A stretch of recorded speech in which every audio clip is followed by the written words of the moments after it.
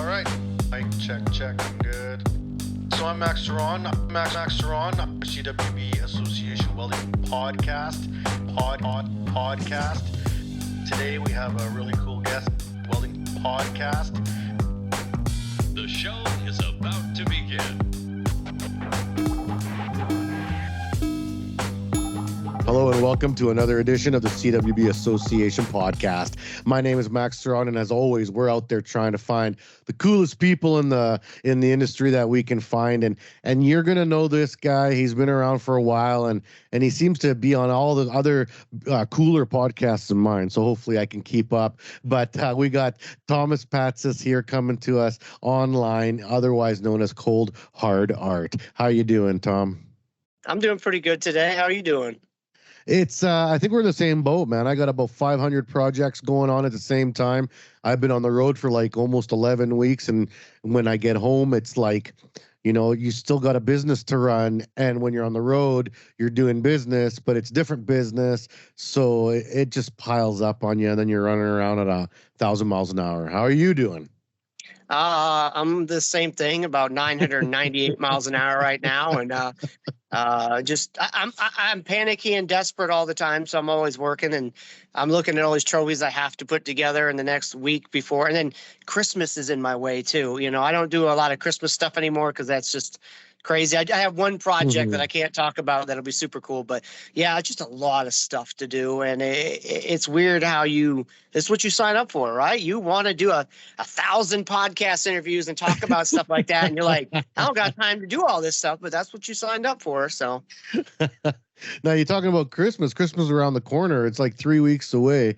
You know, what's Christmas look like for the Patsis family? Well, obviously my wife's a normal human being. She enjoys not being in the shop all the time. I have a 5-year-old little daughter who actually likes being in the shop and hanging out, and she'd be amazed. She never hurts herself here, but she could fall on the grass out in the playground and get hurt. But here is a safe place, I guess. But it's normal for them. Me, I don't budget in reality, so Christmas is just kind of in my way. I don't do a lot of Christmas orders anymore. I mean, I do them for some special people if I choose, not that anybody's better than anybody else, but there's some projects I can't say no to because they're really fun and who they're for. But most of it is just trophies. And even at Christmas time, I'm having to get stuff that's January orders, you know, because racing and all these types of different motorsports and events, you know, like Monster Jam and stuff like that, that starts like January 6th, 7th or whatever. So it is instant. So that means that stuff has to get done and shipped out like right after Christmas or whatever. So Christmas is just like a day off. You know, that's about it. And so, like, do you look at your wife and your daughter and you're like, I'm just gonna make you guys a gift, or that's not cool to them anymore? Oh man, I make these things. Ever roses are just just metal roses, and my wife says if you ever get me one of those, because she has shipped out probably 5,000 of them. No joke. She's like, if you ever get me one of those and think it's gonna work, I will stab you with it. So she does like stuff when it's unique, and I make it for her, and it's something that she likes. Like she likes Star Trek, so I still need to build her like the Enterprise and stuff like that, which customers come first, which is terrible to say when you're about your wife. But, she'd rather have me fix something in the house that she's been asking me for 4 days a week, whatever, more than if I make her something. She'd rather have me like do the stuff she tells me to do. You know, she's very capable at doing everything, but every once in a while there's something she needs, and she'd rather have that than now that you said she's into Star Trek, I almost want to bring her onto the show because I'm a huge Star Trek nut. I've gotten to meet quite a few of the staff from different shows, and I'm a huge Voyager fan. Next Generation's my number 2, but I love Star Trek Voyager. So let me ask you this: do you play the game? I don't know what it's called. There's a game that she plays hours on end with all these people on the phone. Yeah, on the phone, and it's like you have all your commanders and whatever. Yeah, and then you have to like get together. I think it's called Star Trek Fleet or something like that. Or yeah. She got that when she got her new phone. She's been playing that like a crazy person. And it's funny because she'll go into conversations about the people that are on there and talking about the drama and all the stuff. And it sounds like she's talking about her place of work. And I'm like, and she's talking, well, yeah, I got promoted. And I think she's pretty high up. And she talks about all the whales and all the people that have to spend all the money to play the game. And I'm like, it sounds like if you cut out the Star Trek part, it sounds like she's talking about a factory she's working at or something, and the chain of command that she's going up. It's funny, but she really likes it. So I can't hate, because I mean, my thing is sitting here building junk and watching TV all day. So I guess we got it good. So, you know what's missing is a welding app like that. Like, why is no one on their phone playing welding? Like, I mean, I get we're on the phones looking at the like Instagrams and TikToks and the YouTubes, and okay, you're watching people do stuff, but where's the welding game where it's like you stack up against other people and you do virtual welds or something? I don't know. You got to build a bridge and it doesn't collapse or something. I have seen a game where it is you using geometry and triangles and stuff, and then you have to put a load of weight on it to see how much, kind of like what you did in trade school. You built something out of balsa wood and you put wood on it. So that's a great idea. I mean, we might be onto a $1 million app idea right here. $2 to play this game, and it's like Candy Crush, and you can't stop. And you got people that have never welded in their life are playing this game and talking about welding at lunchtime. And I gotta build this skyscraper. I don't know. That's a great idea. All I got left is Excalibur 7018s. Now what do I do? Like, and maybe it'd be like any of those racing games where you got to spend money to get higher performance welders or more filler rod or something, who knows? So that's not a bad idea. I mean, sometimes it's the craziest ideas that become normal, and who knows? Now you said you're working on a pile of trophies coming up. Is there a standard seasons for racing? Like, I'm in Canada. Like, we got racing up here too, but we don't got as much, right? We don't got as much. We just got less people in general. But is there seasons that you see are really the busy times for you? My two speeds are busy and busier, because when you do trophies, there's the race events through the whole course of the year, and thank you very much. Oh my goodness, I got here. Let me here. This is my employee right here. She's the fun interrupter. But I don't really know. We have the racing season, and then you got to do the championship races. And it's one of those things that's very difficult to separate, because it's like, as soon as you get done with the last race, you have to have the championship trophy ready. And then there's different seasons for like Nitro Cross starts off like in the middle part of the year, and it goes till like March of the next year. So then it overlaps. And then you got NHRA, which is a normal season like anything else, February to, late October, November. And then you have USAC, and they're getting their trophies now. And it's so basically I have so many different sanctioning bodies and things that the whole year is full. There is no real, there may be some part in the middle this summer where I've already done like enough trophies to carry somebody over. And then maybe over here, I'm just starting them for whatever. And I might be able to go take a day off or something, but it just seems like every day is accounted for something, and some people order a lot of trophies, and some people order one big trophy that takes 3 or 4 days. So it's very difficult. I actually have a calendar now, and I actually put month by month, because I'm very organized but not very organized, and I've learned that putting stuff in front of me. If you just got a calendar now, like you're just starting to get organized. I mean, I've been doing this for I don't know. I quit my job at Schumacher Racing at October 15th, 2015. And I was doing it way before that too, but now it's 100% this. So if we just say October 15 was the start of it all, like 100%, then I'm a little bit calendar. I'm just getting a calendar. I mean, I don't miss things. I get stuff done, but it's one of those, I don't know. Just whatever's next on your plate. Yeah. Yeah. And I don't even drink or do drugs. So I don't know what, just pack a lot in. Now, have you done any stuff for any Canadian racing series, Canadian stuff up here? I have some Canadian friends that came down here drag race in the U.S. And they have some of my art, but no, I haven't really messed with too much of you Maple Leaf people up there at all. I haven't. I know you're all super nice people, and Ian, is Johnson, like he's like your representative. I joke of the Fab world, from Canada down here. He tells us how great Canada is with all your stuff. Every time I'm down at Fab Tech, me and him go out for supper, and we always spend some time because we're like fellow Canadians, and I love that he still pushes, go Canada all the time. Oh, absolutely. And you guys, when you come down here, you're proud of Canada.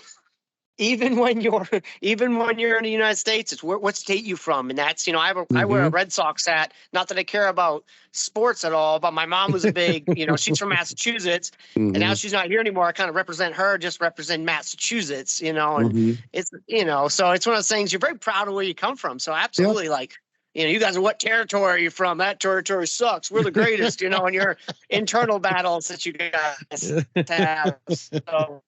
I get it. You got to be proud where you came from. Yeah. Well, let's talk about that. Where did you come from? Where were you born? What's the roots? I was born in Worcester, Massachusetts. But then I think when I was 4, we moved up to Ellsworth, Maine. So I joke I'm from Maine, Massachusetts, which these are all small states in New England, East Coast. So, we were very close to Nova Scotia and stuff like that. So we had some Canadian friends, being up there so close, and used to be in the cold. In Maine, if you didn't have 3 feet of snow, you were going to school that day. So I come to Indy and they get a dusting and they all freak out and skid off the road. I'm like, I get it. You don't have the setup to plow the snow here, but I'm used to 3 feet of snow. I still don't like the cold. I don't know if very many people do, but yeah, I just I went to high school there. I just heard someone the other day say they had a snow day, and I was like, "What's a snow day?" It's like, "Oh, and you don't go to school or nothing because there's snow." That's a thing. Like that would be like 6 months off for me, man. Like they here in Indy, if they have strong fog, obviously, they cancel school, and if there's a potential of like 2 inches of snow the night before, they cancel school way before, even if it doesn't even happen. They'll cancel school for the day, and it's funny. We did have a couple times of snow here in Brownsburg, and it was we had like 2.5 feet of snow, and it looked good when you piled it up on the side of the road because they only have like one plow for like each town. So you can imagine how panicky people get when the road doesn't have a snow and there's nobody to plow. It's actually worse than when you're in Canada. Well, we got all the systems, right? We got the salt and the sand ready for the roads, and we got dozens of plows in every town. Yeah, we're prepared. We're ready. It's like normal life, right?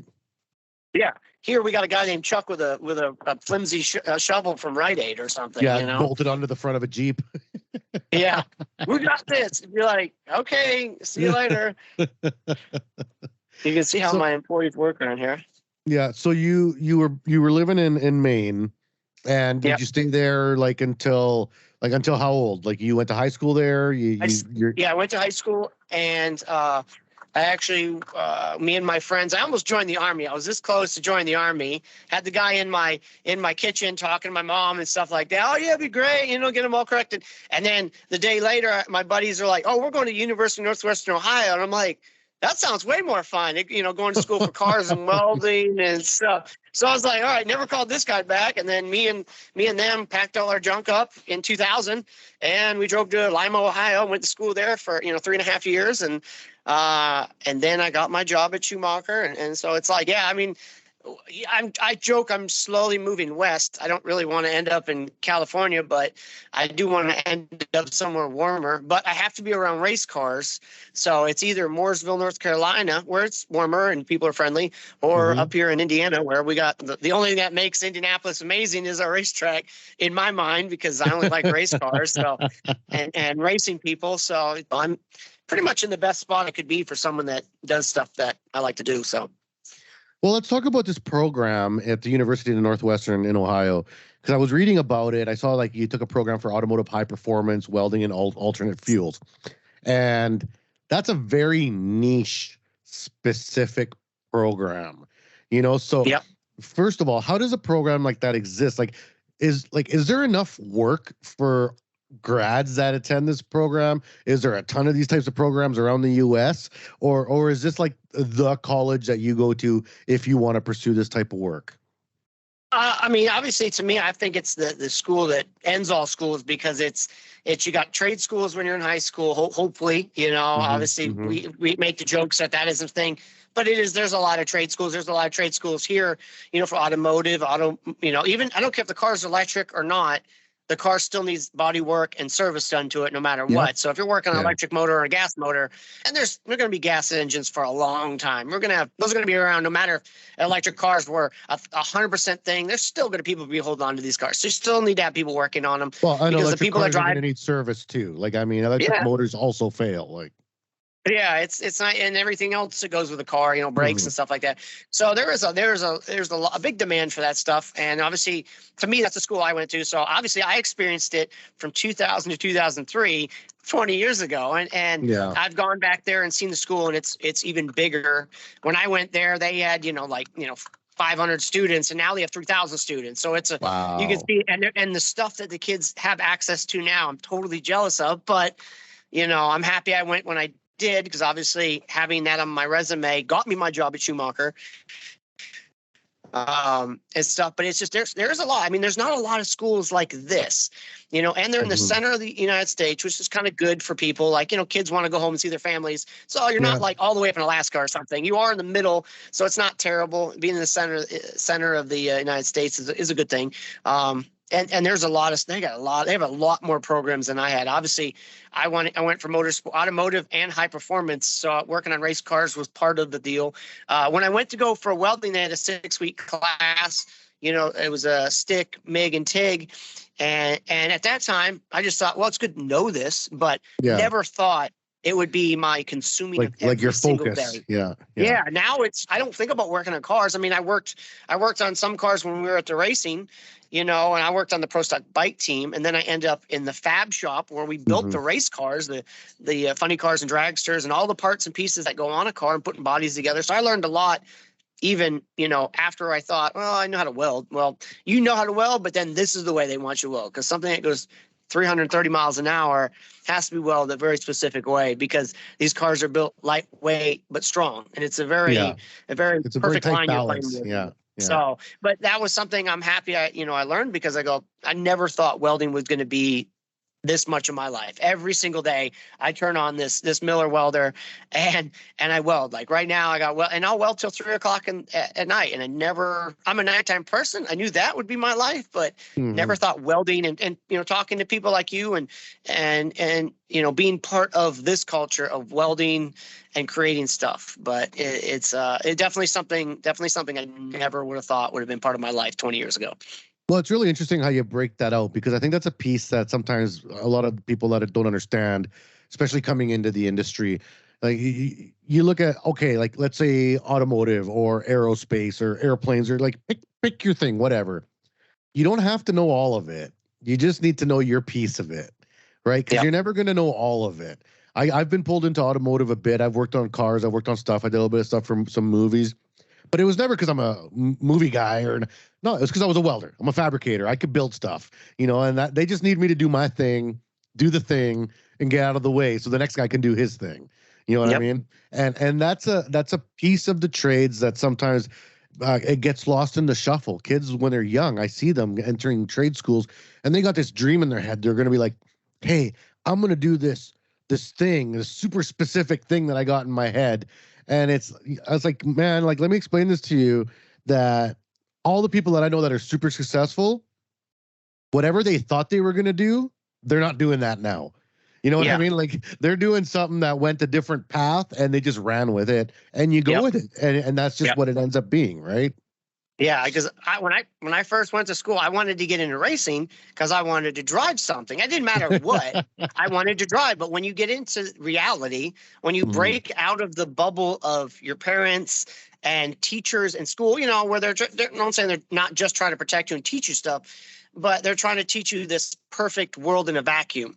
And then when you pierce out of that bubble, and now you're in the real world, you realize how much people swear, how much people will climb over each other to get each other, all that reality, the business, it's not a movie. Stuff. Everything in a movie happens perfectly because it's supposed to tell your story. Well, when you get out in the real world, things don't actually always fall in place. I mean, sometimes they do. Some people are highly obsessed about whatever, and they will get their way. It'll take them 15, 20 years, but as long as they're dedicated, they'll get it. Like, I wanted to drive race cars. Never did I go, well, I want to build trophies. It never thought. It just turned into, I'm very creative and artistic, and I like to build stuff, and I like racing. So somehow, like like a funnel, like I swirled down into, oh, this is where I'm going to go, because I'm going, this is where I'm following. I'm letting myself kind of go. I'm taking my hands off the wheel, and it just auto steered towards racing, but building trophies. You still get to build stuff and be creative, but it's so, yeah, like I said, now I'm 42 years old, and I have a shifter cart. You know, like I'm at the bare bottom of the germ that turns into racing. I'm the hair. I own my own race car. Ooh, you know, and there's kids that do this. My daughter now has one. I thought about this. My daughter has a cart that'll go 30. You know, it's a real racing cart, and she's 5 years old, and she's five, bringing me cups of water. She's 5 and already has her car. I'm 42 and just got mine. So it tells you, like, things don't always work, but as long as you kind of adapt, no matter what it is. I mean, obviously you need to make money in this world to and work on your skills. Exist. Get the skills up. They'll take you somewhere, right? And as long as you dedicate yourself to something. I mean, I look at it as Michael Jordan. Only thing people know him for is basketball, because he's dedicated to being the best at basketball. He's not the greatest golfer. He's not the greatest baseball player, but he picked one thing, and maybe he wanted to play baseball, maybe he wanted to drive NASCAR, whatever. But he's really good at one thing, and sometimes you just have to accept it. Going, okay, I'm only going to be known for this, or this is what I'm really good at naturally. You know, I'm not going to be a great skateboarder, no matter if I tried right now. But what I'm good at is creating. I'm not the greatest welder. I'm not the best welder, but I'm very good at taking your ideas, turning it into reality, and giving it to you as a trophy. You know, that's my thing, I guess. Well, there's a difference between talent and skill, right? People always put them in the same sentence, and they're two different things. You can learn a skill, you can hone a skill, but a talent is something you just got in you. And you can't force a talent into someone's throat. Like, it just doesn't work. Like, I'm 5'6". I'm not lining up to do high jump. You know what I mean? I'm not joining the Olympic basketball team, right? Like, I mean, there's certain things that are just naturally going to be in my wheelhouse. And the sooner you can accept that, the better it is for you. Yeah. Yeah. I mean, it's like saying you're going to get older, and you're not going to be able to do everything. So as soon as you accept it, you adapt. And when you adapt, you get it, you're preparing yourself. When you prepare yourself, things go a little bit smoother and easier. So it's like saying, if you accept getting older and prepare yourself, getting old isn't actually bad at all. So, everybody thinks certain things are bad, but going, you're right. It just got acceptance, like maybe I'm going to be a guy that builds trophies for a couple of years. You never know. I mean, I don't see any rich car owners going, Tom, you've never raced anything. I want you to drive my stock car. And I'm like, probably not going to happen, but maybe I could sell him some trophies, and then my daughter could drive, something. Who knows? You never. Yeah. So thank you. So the trophy gig, what was the first one? What was, like, where were you that someone was like, hey, bro, we need a trophy? And you're like, call a trophy person. And they're like, no, you do it. The way my life works is things happen like automatically. And just yesterday, my buddy showed me a picture of a football, fantasy football trophy I built, and that was the first trophy I ever built, and it's for my buddy Brad Littlefield. He has his family business at Superchargers, like they Littlefield Superchargers. So I made him a trophy. It was the first trophy I ever made, and it has a it's a wireframe and it has a circular base where they have tags on it for each year of whoever wins their fantasy team, and it has a frame that you take a real football, suck all the air out of it, put it up there and inflate it, and it holds itself in place. And that was the first ever trophy. Technically, the first ever trophy I made was when I was 12 playing Super Mario Kart. And we were playing Mario Kart so much, we got to have a trophy, man. We got to have something to be able to talk to each other with. So I made a trophy, no joke, it was a plastic cup with an RC car tire and a wood base and all this stuff, spray painted silver. So in theory, I always tell people, listen to your childhood self, because it's telling you what you're going to do in life if you listen. And I made a trophy playing Mario Kart. And now what I do is I build trophies for adults that pretty much do Mario Kart in their life with race cars. So that was technically the first ever trophy, but the first real trophy as Cold Hard Art or whatever as adult me was that trophy. And that was like 2008 or something. So that was a while ago. Never thought I'd do this many. I've done thousands and thousands of trophies now. So are you still good at Mario Kart? That's the real question. I played my wife last year. She likes video games, as we were talking about, and she bought a Super Nintendo and it was in great shape. She goes, look, I got you Mario Kart. And my wife is amazing at video games. Every game she plays is amazing. And I go, oh yeah, I got some tricks for Mario Kart. We'll go out there and, you do the 50cc and a smoker. She doesn't even finish second. I beat her every time. We play 100cc smoker. We do the 150. She don't even finish second, and I lap her in every race. And she goes, yeah, we're just never going to play that game again. Cause she was getting a little upset. She's competitive like me. So to get slayed like that, Mario Kart is definitely not a game for the married couple. If you want to stay together with a loving relationship, I don't think she's ever. I play a lot of video games with my wife, and we do a lot of video games. And Mario Kart is one that comes up, and we actually have a few friends that we throw parties all the time, and we'll do like Mario parties, and we'll do like either Mario Party with Mario Kart. But we get so competitive. It's like we're not husband and wife right now. No, you are my competitor. Like, my daughter, we have a IndyCar tub, and it's like a sim rig, and it basically sitting in an old race car tub. And I have it set up. We were playing one of those newer racing games, and it's her, and she's really good at something. It. It's not say Gran Turismo, but I don't know what it is. But we were playing it, and my daughter she's very competitive. And when I have to dive bomb her to wreck her, and she's 5 and she plays these games really good, there's times where the guy's side goes, I can't let this 5-year-old girl beat me. And I'll dive bomb her and try to knock her out. And she gets so mad. And I go, you need to chill. It's a video game. And she goes, but you wrecked me. And I'm like, yeah, I guess I probably should not be wrecking you, but I'm also getting desperate. I'm getting desperate too to try to beat you because I can't. So we're both getting angry, and I'm telling her to calm down. And you just never tell a woman to calm down. Just let them be. I've learned they want to be mad. Just let them be mad. I'm like, okay, I've learned something. It took me 42 years, but yeah. So, when you left Maine to go to college, was this something that was already on the table? Like when you talk to your parents or your family, where you are like a 12-year-old kid being like, once I'm done high school, I'm going to go try to follow this automotive racing dream. Because, you said you had the Army guy sitting in your living room talking to your mom. So obviously there was a few choices there. But, you're like, Mom, actually, for real, I'm going to Ohio to learn racing. Were your parents like, okay, that makes sense. Yeah, we get it. This is what you've always wanted. Or were they like, you're ruining your life. What are you doing? Yeah.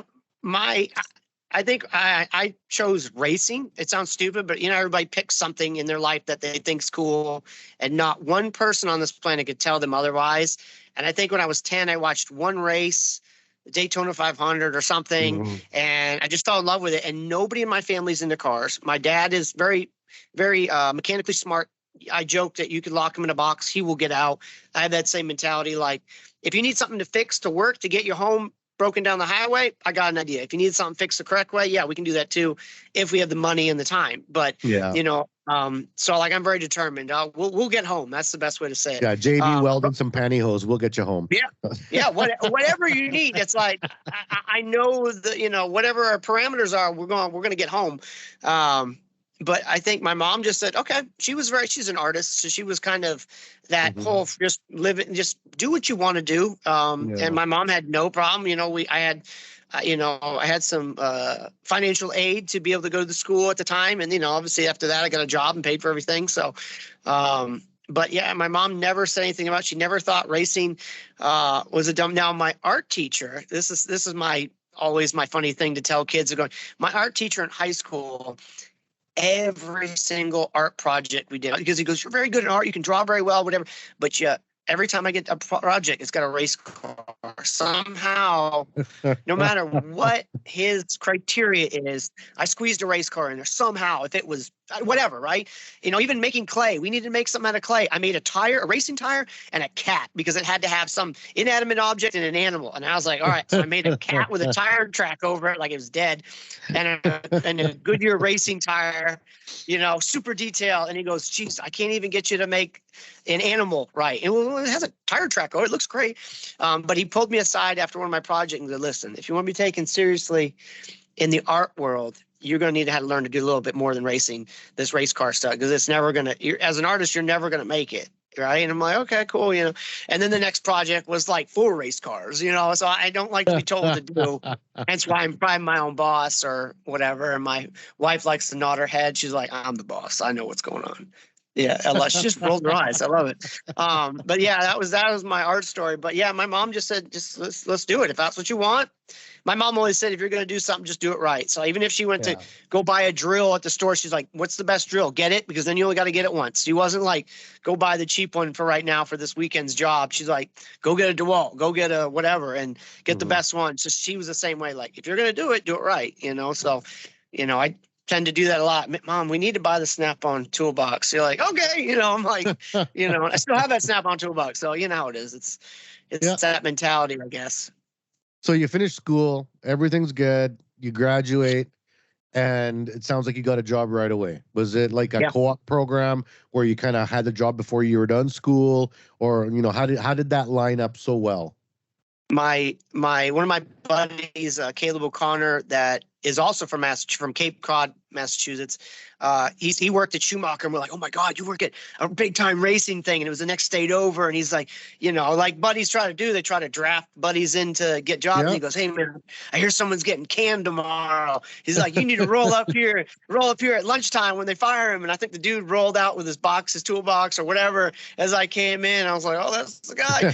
and I got the job because they go, oh, you're a Northwestern student. Oh, we want us to like, they've had a ton of students through there with Northwestern. Oh, we want like at one time, the Napa Funny Car, one race team had all Napa students just because it was just like they produce, I won't say products, but they produce good students and they are 80% the way we want them because after that, race team, you do a certain, you always fine tune. This is how we do it here. That race team torques their things at 85, you're going to torque them at 90. And this is how you do it here. So everything's like that. We do it a certain way. So most of the kids were, like soldiers, man. They were already prepped for battle, and so that was I'll say lucky break, but I don't believe in luck because if someone says, oh, that bag of money fell out of the sky and landed in your hands, I was like, listen, it didn't just fall in my hands. I had to make every single choice to put myself right here. Yeah. So I don't believe in luck either. It's all just a path. There's paths, right? Everything is made. If you want to say from the morning, you made the choice to get up at 10 or 11 and you went to the gas station. All these things line you up for something, right? Yeah. And if I didn't make that, if I made a different choice, then that's my fault that bag of money fell in your hands and not mine. You know what I'm saying? Which obviously I haven't seen a bag of money, but I have to. I sometimes relay that to people when you have sponsor opportunities, right? I have a lot of partners, and some people go, "Oh, you only get that free because they sponsor you." Going, yeah, but listen to yourself. You said they sponsor me. That means they like what I do because of what I've done up to this point.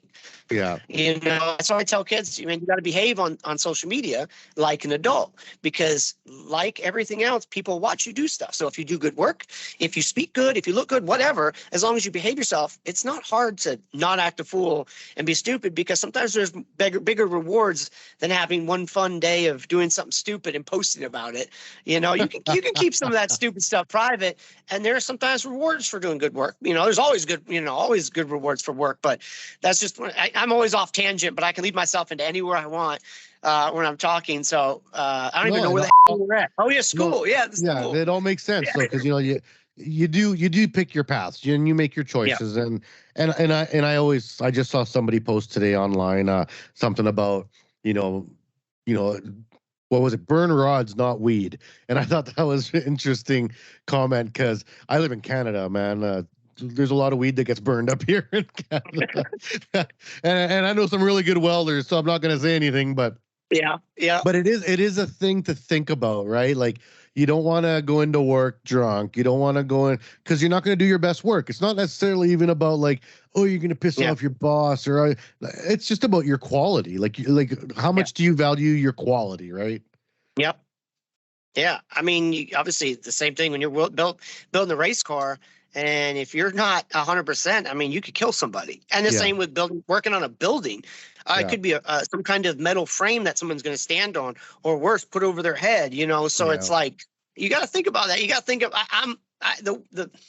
I think the good and bad part about me is I think about 3 days ahead of everything. So I'm always like planning, ordering stickers, ordering tags, even before this trophy is getting started, going, well, those things are out of my control. So I'm big on ordering stuff like that. But oh God, we just lost my train of thought of what I was trying to talk about. But Preparing I yourself. totally, Yeah. preparing yourself. But it's like when you're doing your job, it's like you want to do the best, and compromising yourself from the day before or whatever. It's not hard to go, oh, it was time about preparing.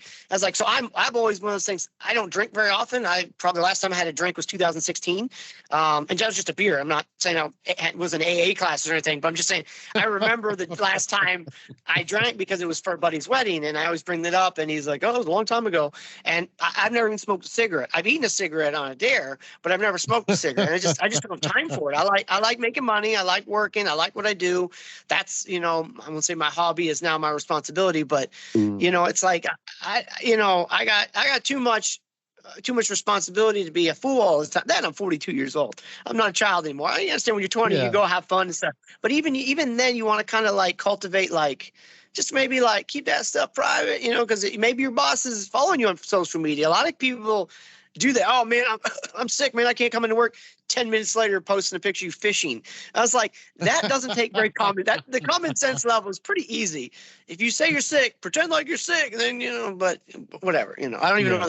You're not gonna probably get any smarter listening to me right now. But yeah, there's some good bits can. in there, man. There's some good bits. Yeah, I hope you can cut all this and trim it and edit it. Oh, and I don't cut nothing. I don't edit anything. This is rolling out how it is. Okay, but perfect. But the moral of the story, kids, is that social media is on 24/7, whether you are or not.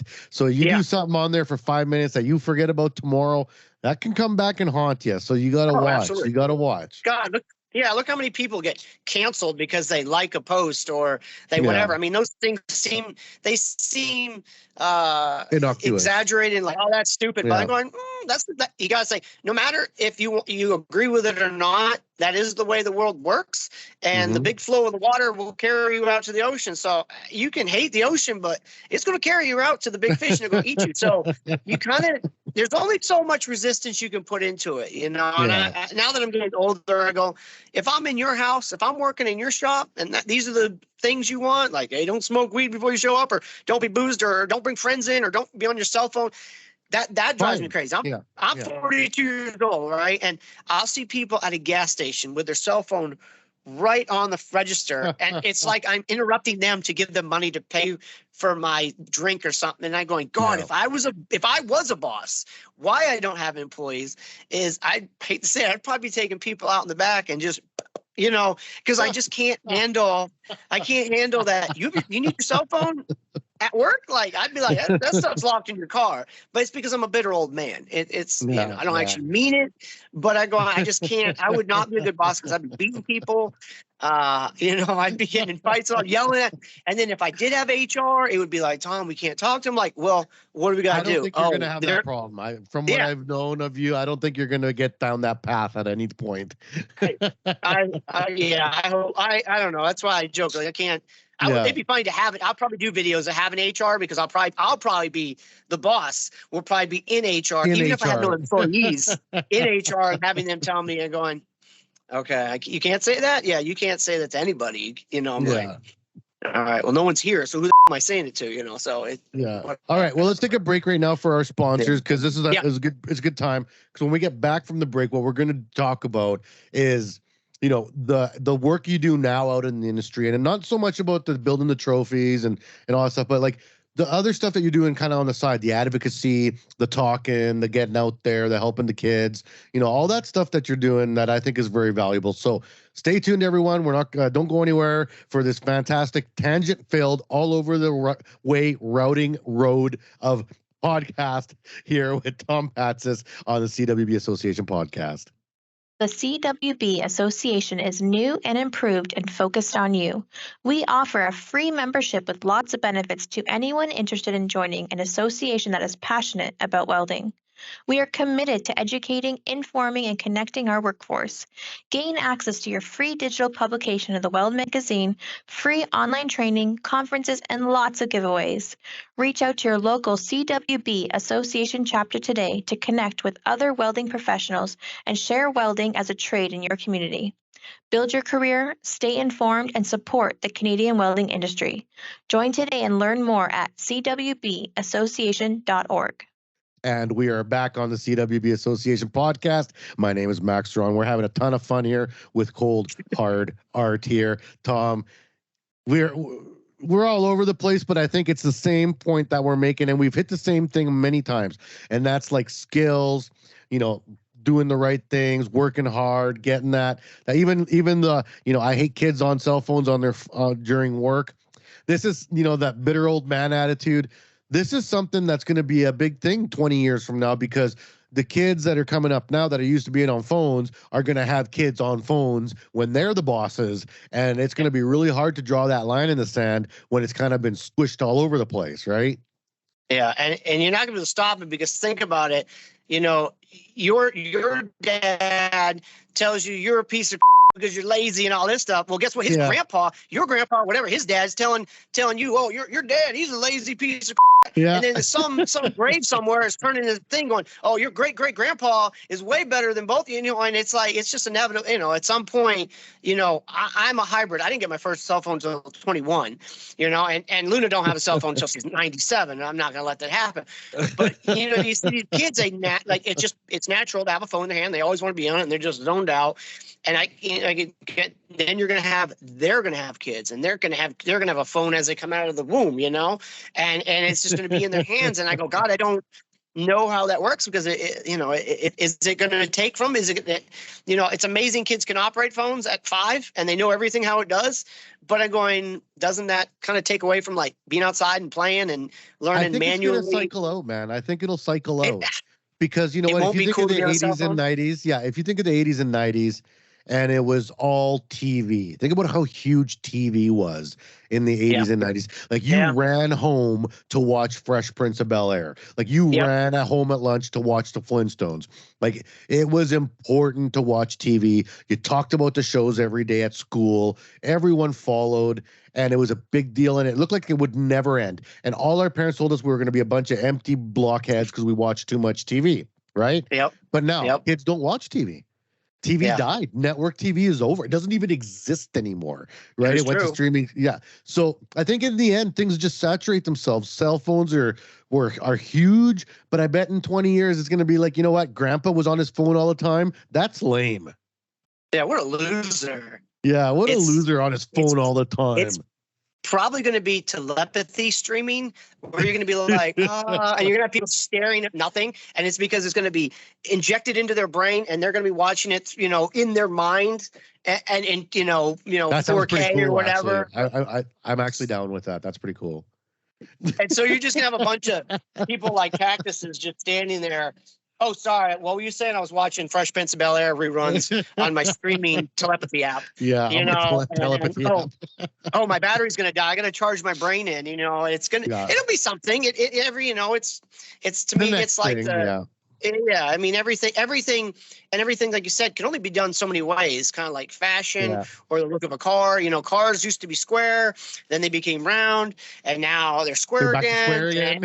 And they'll be back to looking like 1998 Ford Tauruses. They'll be round or like the Volkswagen. So that was the worst gen of all time for vehicles for looks. Was 90s? The late 90s, yeah. The bubble era, the Dodge Neons, and oh my God, everything was so ugly. The MX-2, the Miata, I personally think the now is the most boring. Even though the cars look crazy, if you look at every single four-door sedan, Toyota, Chevy, whatever, when you look at them all, when you're at an intersection, look at them all. They all have triangular taillights, cut down the middle for the tail, the license plates recessed in a trapezoid. They all have the same, because of regulations. Your lights can only be here and this and that and this and this size.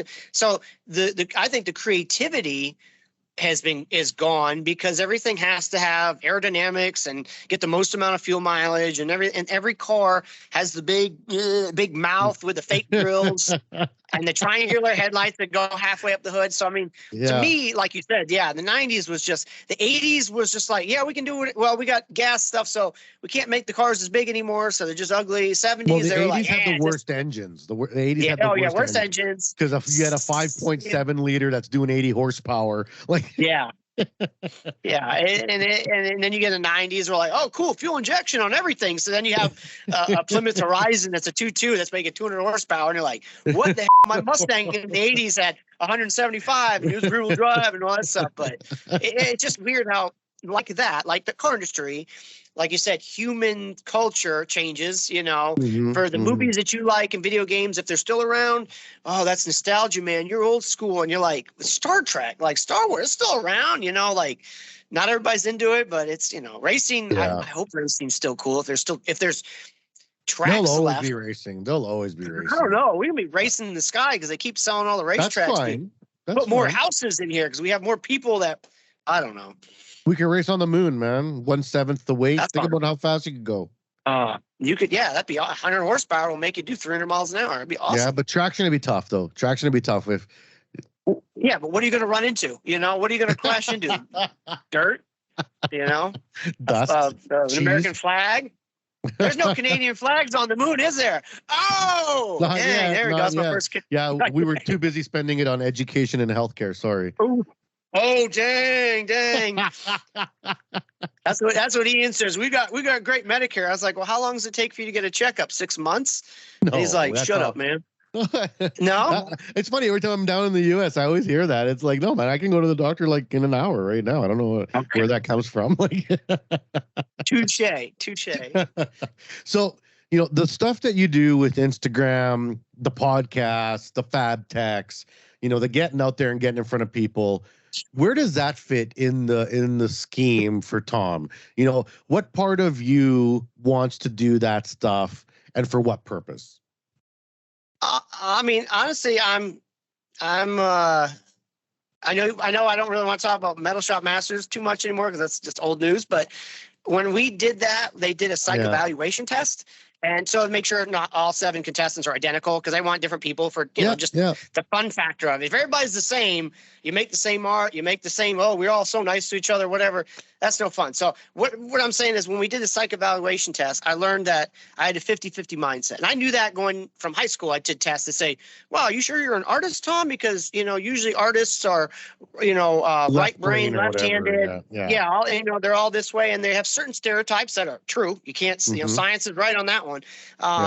And he goes, and the lady goes, of all the bazillion people I've interviewed, you're the only one that's 50-50. And I'm like, are you sure you're an artist? I'm like, well, I kind of feel like it. I do it every day. And it's, art's in the name of my company and it's all I do. Okay, well, good luck to you, whatever, and go off and win it. But it was like, so ever since then, I always picked that out going, man, I think differently than some artists and, and look down the fence both ways and drive my wife nuts when I don't agree with her in an argument that has nothing to do with me. I just look down both sides. I have to hear both stories. But with that saying, it's like, I know for the work that I do, I use social media. It's free advertising. It's not location anymore. You don't have to have the perfect the storefront for your shop. I don't deal with a lot of people walk in. Everything's email. And a lot of it is inspired by what they see online. And, when you perceive, oh man, look at he's doing trophies for NHRA or Nitro Cross or, the SRX. If it's good enough for them, it's good enough for me. Yeah. And I joke, I go, when you see a crowd of people, you get curious. So you go, what's going on over there? If someone just got mugged or they fell out of a car or whatever, you're curious, you walk over there. So, social media, if you have a big following and if you have a lot of business with big companies, it brings the crowd over, meaning it brings potential customers. And obviously as a business, you want, Walmart has 2 big front doors because they want a lot of people to come in. I kind of wish I had more employees, but I go right now, I have enough business where I can handle it. It gets close at some time, but I always get it done. So that's kind of, going to the Fab Tech, you're meeting new partners, Yeah. behaving on social media. You attract different sponsors and people that can help you do the business. In the end, they get something because they get content. Like we do stuff for SRI, which is a sheet metal and tubing company. They supply, materials. Well, I don't know if you noticed it, but materials online isn't a very sexy, fun thing, right? You don't go and let me go on SRI's, Facebook page and, oh, look at the funny stuff they're doing. No, they're selling tubing. Yeah. So wow. Look at that HSS. That's sexy. Yeah. So, with that, me building my art out of their sheet metal and tubing, now I have a reason to post on their page because this was made with our material. It's something to attract eyes and attention, and even to them, they may not need Johnny Public to know they sell chromoly steel tubing or whatever, but they go, oh, but that place has metal, and hence they get a customer of some type for the one time. But people racing go, oh man, I see the it's the same thing.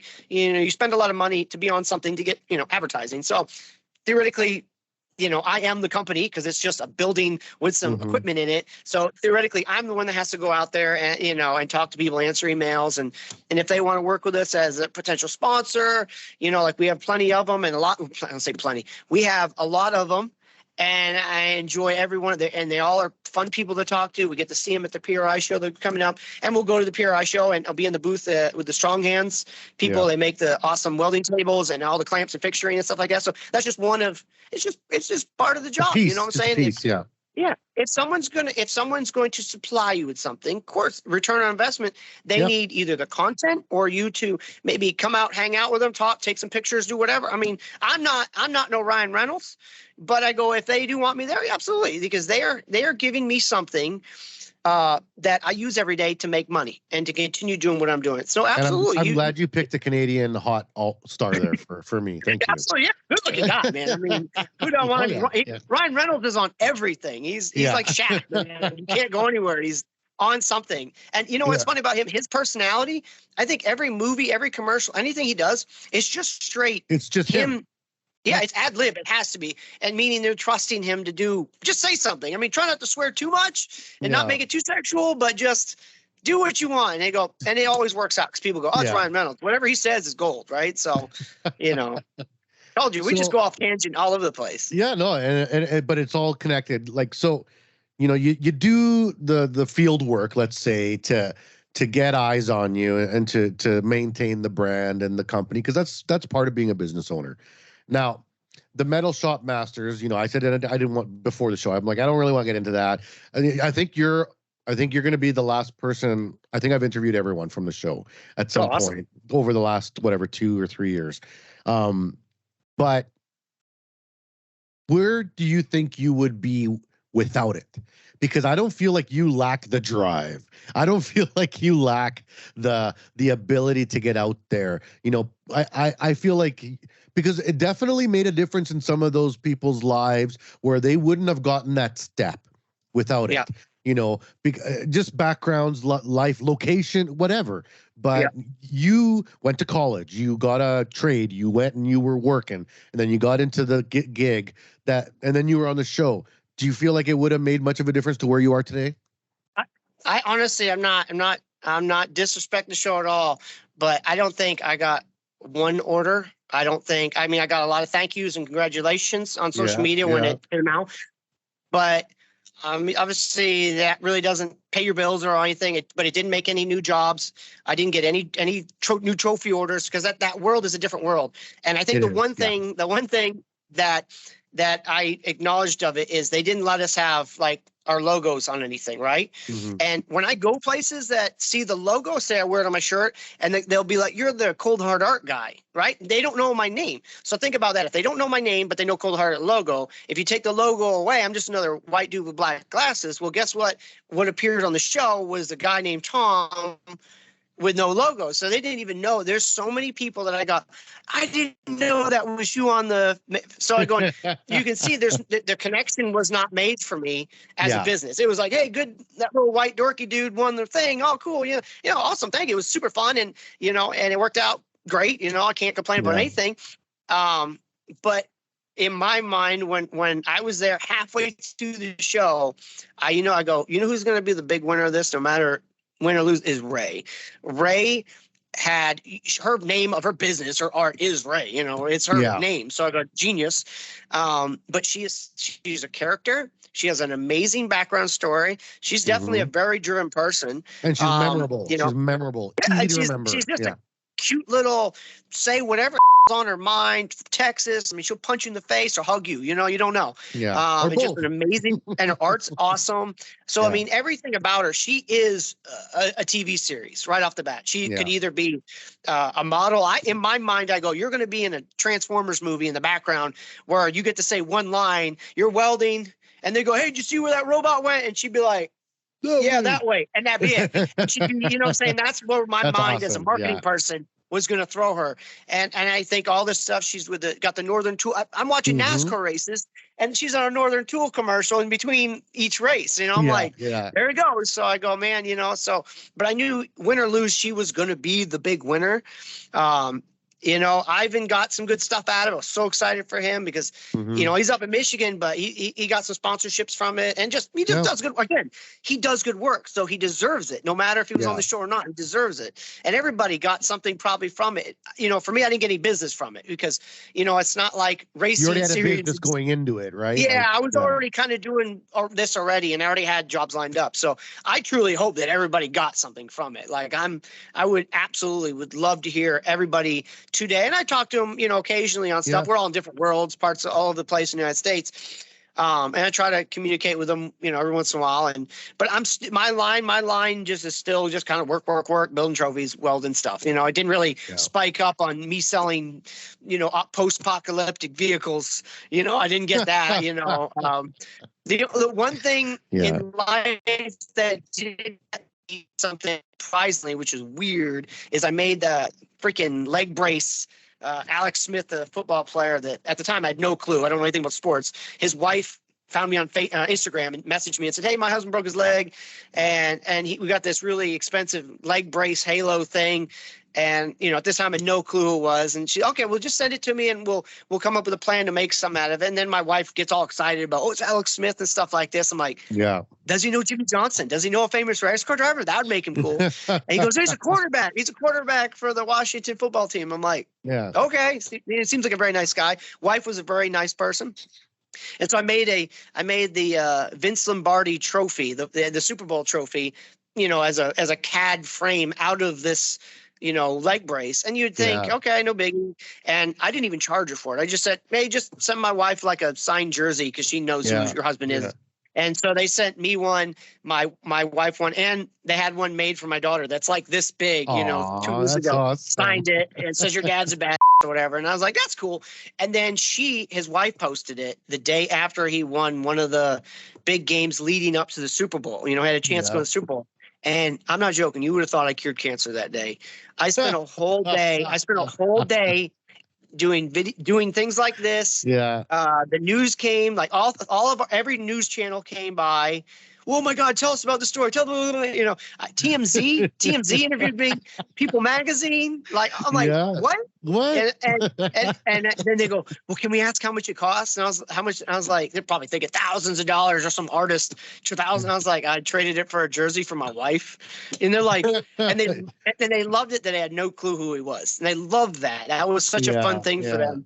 And I'm like, and every once in a while, someone will go, no one knows me from Metal Shop winning that show about metal art, but people will go, hey, you're the guy that Vince Lombardi trophy for Alex Smith. That's cool. And I'm like, I like that they know that, but I'm going, my world is racing and I want to be known for racing, not one football thing that I don't, it was like 3 years ago. Before, sometimes you don't get to pick what you get remembered for. It's better than some crazy sex scandal, with the secretary or something. It's way better than that. I don't know how hot she would be, but I made a joke one time to a friend that had his girlfriend come by. He's like, yeah, my girlfriend wanted to see your shop. And I made the joke. It's like, yeah, I sleep with the secretary and the shipping girl and the janitor girl. And then when they left, his guy's like, my girlfriend hates you. And I'm like, why? And she goes, well, she says you're like sleeping with everybody at your work. And I'm like, Just tell her That's my my wife is the wife. only one I work with. Oh, and she laughed because she thought I was sleeping with all these other girls. And I'm like, yeah, my wife is the only employee here. So, but sometimes I have to realize, see, kids, don't say stupid all the time because sometimes not everybody understands, right? And that Oh, joke, I put my foot in my mouth. At least twice a year. I got like a schedule. At least twice a year, I say something real stupid. Yeah. So I kind of wait for them, and I warn people. But Yeah. hey, I mean, no one's perfect. You just do the best you can. Yeah. No, I understand that now. So going forward, like what's future plans? You know, like you got your company, you got work coming out every orifice of your body at all times, Yep. and it's keeping you busy. Number one, I'm 48. I'll tell you right now, and you're not going to like to hear it. You can't keep this pace forever, right? That's just Nope, I know that. I know that. right. So you just can't, and it's great that you can do it for a while, run it, do it, own it, love it, but it's not forever. So what are you thinking is going to be like the game plan? What's your thoughts? I ask people that. I ask them, "What's your 10-year goal? What are you gonna be doing in 10 years?" And sometimes it seizes people because most people don't, unless you're some savvy business dude with investment portfolios and you can project how much money you're gonna make and what boat and what size helicopter pad you can put on your yacht. That is a really good question because I don't really know, because I mean the only thing that I can do is technically choose the bigger jobs and kind of cut the little jobs off, because I can't spend a whole day building $100 trophy anymore. I have to do $1,400 trophies if you order them. So working with the big corporations and working bigger jobs. I mean, you work harder, you should get paid more, or offer a better quality thing, whatever. I'm not just going to charge you more because you're some famous person. You're going to get exactly what John Smith over here gets. Now, if you want yours out of titanium, then yes, we need to talk about more because that's more expensive material. But I feel like I don't charge artist prices. I charge fabricator prices. Aim like $100 an hour or whatever, because I have a shop to pay for. It's only logistical to make money to keep this going. I'm not here to give stuff away as much as I would if I was a billionaire and just was like, well, I don't feel like owning that country anymore. I'm going to sell that. I'm going to start doing metal art and just giving it to people. Then, yes, I would give it away. But I am not that person. So I'd probably just nuke everything. I'd push the button and just blow everything up. There's just too many people in the world, just like, I like robots. They do what they're told. Yeah, back to Terminator 2. Just robots are cool. I don't know. Honestly, my daughter's only 5, so even in 10 years, she's going to be 15. Suitable for welding. I hope she would want to at least help daddy out. She don't have to take the business on. I mean, maybe I will get tired of it and go, all right, this is my last year for making trophies. Get your orders in, and then I can't work in a factory. I can't be told what to do anymore because I'm set in my old man ways. I don't really want to be a boss of young people because I'd probably choke everybody out. There's always good ones, but there's also the ones you just want to you don't hire those ones. Yeah. Well, you don't. You just, but sometimes you do just so you can, you can choke them. Hey, guys, make an example of Tom just killed somebody today. They're like, you gotta get back to work. That's the Indeed job posting needed. Young man to choke. Yeah. Wage. Or it says, how, are you afraid of death? And you're like, I'm just asking for a desk job. Like, are you afraid of death? Because that's potential with working with. I'm a little extreme sometimes. I get it. I don't know. I don't know. See, but I've gotten here by just kind of letting the ways like the ocean take me this way. So I don't know. I mean, I joke. I go, I'm not going to be able to retire because this is not a retirement job. This is not a put money away and people save. that are business owners, and I've owned a couple, and you're not putting money away real well when you're independent business owner, because generally what you do, even if you do get ahead, is you just reinvest. You buy that next new piece of machinery or that next piece of square footage or whatever it is, right? Yeah. I guess I joked that the only thing that's good at my only retirement is the value of the equipment. That's right. No one's going to want to. That's what I tell my kids all the time. I'm like, you guys are getting not a penny out of me when I'm dead, but you're going to have a pile of stuff. So much stuff.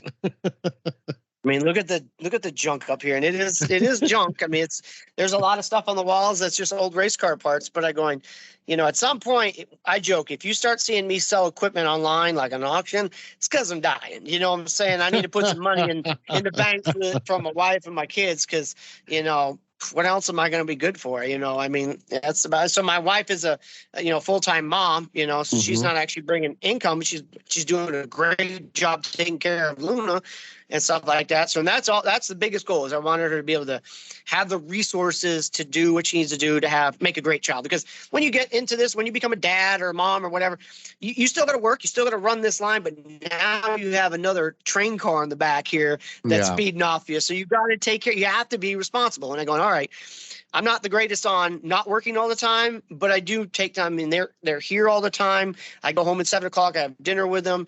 Obviously I work for myself, so she needs me to help. I can come home and do something, but they're usually here. We go to lunch together. So, I mean, I probably see my child more than people that have a 9 to 5 and go home and sit on the bus watching TV, and they're with their kids or not. I mean, I see my kids all the time.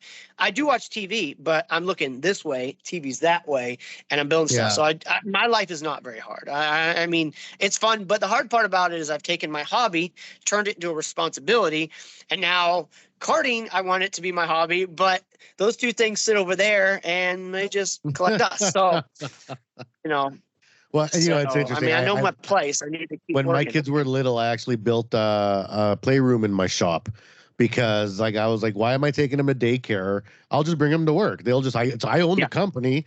Why don't I just build a playroom here and TV and a couch and a fridge and toys and they would just run around the shop all the time and people would come visit me at work and be like, are those your kids? It's like, yeah. Like, isn't that dangerous? No. They know, and if it's like sparks time, they know when to go into the room or whatever. Like, yeah, my daughter walks by and she knows I'm welding. She knows the cover. She knows not to look at it. She knows when the plasma cutter's going, and she has a whole room. Basically, it's an office here, but it's got a couch and just 10,000 toys in it. Yeah. And then up front is the main office, which has 10,000 toys in it. And there's, I mean, seriously, like, there's she run. I did tell my wife, I was like, if this stuff was all your stuff, you'd be out. But because it's Luna's, it's totally cool. If I trip on one of her roller skates, totally cool. But if it was your roller skate, you'd be divorced. You'd be gone a long time ago. You ain't having your women's stuff up in here. But I can have little girl stuff, little bikes, and you got 10,000 everything. Oh God, yeah. So like you've said it a couple times. I just want to make sure you got no desire to back off the throttle of control and perhaps say, you know what, maybe I do the $1,400 trophies, but I hire a kid to do those while I take on the $14,000 trophy that I build over 3 days. You don't got no desire to kind of start branching that out? No, I don't know. I do limit. I do limit myself. It stresses you out. It's. I mean. I know that everybody that I know that has their own business, they're the boss, they're working every day amongst the employees. They go, the hardest thing is hiring the first one, right? Yeah. And it's probably the same way in Canada, like before COVID, whatever, it's just hard to find good work because those people that work hard go own their own business. Yeah. So that to me is something you can't find good workers anymore. You can, but they own their own business 2 minutes into working for somebody because they realize I can do this better. Yeah. Yeah, you do, or get them old. That's what I'm thinking. I was like, get some old war vets, get some guy. They ain't gonna steal all your ideas and all your connections because he goes, I just want to make a couple $100, buy my cigarettes and beer, whatever, pay for cable, and I'm retired and I can't make a lot of money. That's actually the person I make going at because they worked, they've served their time, they've done whatever, and just give them a place to enjoy and be part of a mission again or something. So that'd be something. But again, they're all working. They all get snagged up. So that was my like random idea. Three of the best young employees I ever brought in are now business owners of their own companies. And I'm actually super proud of them. Like, good job. They got to work with me and see how I did it. And they kind of ran with it on their own. Awesome. But the problem with an old guy, you hire an old guy, he's going to want to choke you out. he's gonna be like, "Yo, you don't know what you're doing." I'll get one with like a peg leg or something, some kind of disability. You know what I'm saying? I'm gonna hold on to your inhaler, man. If you don't get that done, I'm not giving you your inhaler back. You know what I'm saying? I don't know. I mean, I would be a little smarter than that. I wouldn't And get then we're some back like with HR, and there we are back with HR Yeah. again. Yeah, I wouldn't be getting some Chris Hemsworth looking dude. I'd be getting the guy with like a hook for a hand, or something where I go, geez, like I can outrun this guy at least, Yeah, he's not running away with my paycheck. Yeah. Yeah. I'd pick one with some limitations, Awesome, buddy. Well, our hour is up. I hope you've had Okay. fun here with the podcast. Is there anything you want to let the kids know that they're listening to your story? And I did want to keep it informal. I did want to kind of expose more of your personality because I've heard a couple of your other podcasts and everyone gets right to the bones about racing and all these like things, and it's like no, I want to know Tom, like what's up with Tom. And I think we did a good job. But what would you want to say to some kids that are coming out of high school or getting into the industry and they're thinking like, what's my future looking like? I mean, obviously there's plenty of jobs, clearly. Yeah. So, but still, just because there's plenty of them doesn't mean they're the right ones for you. So, I tell kids actually get obsessed with something like something good, obviously not drugs or anything, but if you want to get into racing, if you want to get into with digging holes. Yeah. Yeah, if you want to, I mean, whatever it is, you almost got to be obsessed and even think about this. This is something I was big on. When I was in each class, I always found which kid is the smartest one, which is the kid that answers all the questions. I always wanted to get in between him and the teacher. Like I always wanted to beat him. So in theory, I had a competitive spirit. So I always wanted to be the best. So nothing wrong with that. Obviously don't let it eat you up where you can't have relationships and you throw your money away. But like, like gambling and other it's just saying. Yeah, don't gamble, kids. Gambling's bad. There's nothing wrong with trying to be the best at what you do, or being the smartest person in the room type thing, which I'm not. But I'm just saying, be obsessed with something. And whatever you said as a kid that you wanted to do, there's most likely is a job for you, Oh, yeah. I'd be really good. I used to play with Legos, and obviously there's a lot of Lego shows now. There's people that get paid to go, hey, this new race car that came out, we need to design that in a Lego format that we can sell for Legos. They're going, so there's somebody getting paid to build Legos from scratch and then sell them to millions of people. Going, that's a job. There's jobs playing video games. I make trophies for it that kids get hundreds of thousands of dollars to play video games because they're the best at it. So like my mom said, I don't care if you're the janitor at a high school, but if you're the best damn janitor in the world and people talk about you, that's what I'm proud about. You know what I'm saying? Yeah. Don't be at a company where it's the best company in the world, but you're a loser there. Be the best one. Maybe someone be the best guy at the smallest company. You're going, that guy's what makes this company good. So be an asset to a company. Be proud of what you do, and whatever you want to do. Most likely there actually is a job, unless it's serial killer. That's not really a paying job at all. And I don't know if it's a job necessarily. That's more of a hobby, I think. Yeah, but you can see that's the way my brain works. Is about 10% common sense and intelligence, and then the other bit is just stupid, just say dumb. You know what I'm saying? So are you going to be at FabTech in? I think we got Orlando coming up next year. You going to be there? Is it really? Yeah. I don't know. Well, I mean, I do like Florida. I mean, I like warm weather. I like the beach. That's Becker's backyard. That's Becker's backyard. So. I might have to trick somebody to go, hey, you need somebody in your booth to look like an idiot? Yeah. Who knows? But I've never been to Florida. I've never been to Florida, so I'll be there. I'm looking forward to a hot weather one. It's just delightful. The ocean doesn't have ice in it. Your penguins don't get to vote down here. Trying to figure what else you got up there, but it's not bad. It's not bad.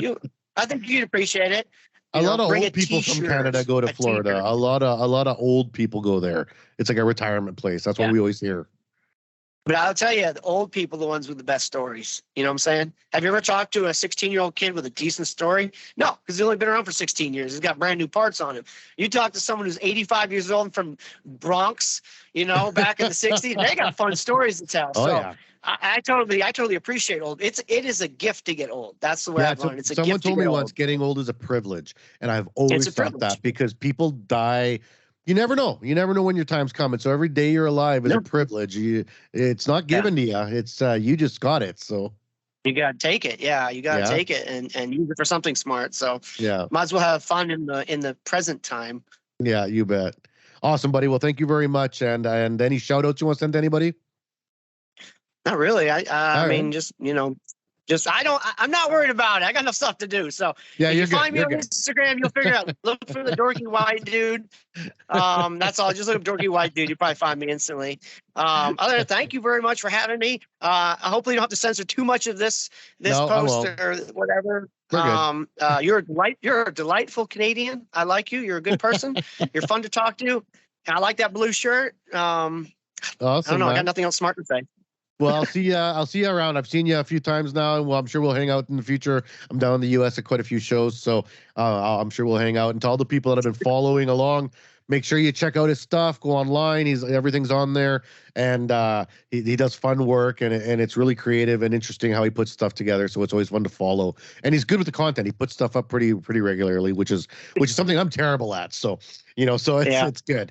And for the people following the podcast, thank you for following and making us as successful as we are. We're still right behind Arc Junkies. We're number 2, but I'm okay with that. Me and Jason are good buddies, so we can hold on to number 1 and 2 for as long as we want. So keep downloading, sharing, and commenting on the podcast, and stay tuned for the next episode. We hope you enjoyed the show.